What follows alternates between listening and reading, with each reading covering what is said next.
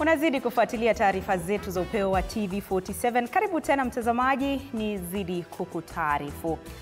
Waziri wa biashara, mauzo na viwanda wa kaunti ya Makueni, marehemu Daktari Sonia Nzilani, alifariki kutokana na mshtuko wa moyo. Akizungumza na wanahabari baada ya uchunguzi wa maiti uliofanyika hii leo katika makafani ya Montezuma mjini Machakos, Daktari Ancient Kituku, ambaye ni daktari mtaalamu wa magonjwa ya moyo, alithibitisha kuwa marehemu alikuwa akisumbuliwa na matatizo ya moyo kwa zaidi ya miaka 12 na amekuwa akipokea matibabu katika kipindi chote hicho.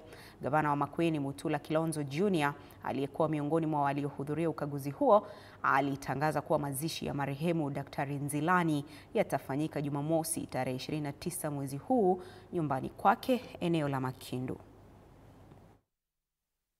Wakati tulikuja hapa Jumamosi, tulikuwa na wasiwasi na maswali ambayo tulikuwa najibiwa. Swali la kwanza, kulikuwa na alama ilikuwa hapa kwa kichwa ambayo ilikuwa inatutia wasiwasi. Alafu ukiangalia sura yake ulikuwa unaona kuna upungufu wa damu.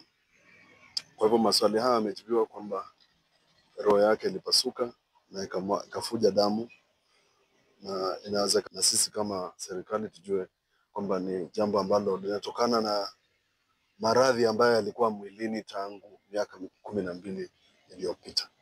Kwa hivyo tumefika hapo Jumamosi, tutampumzisha Sonia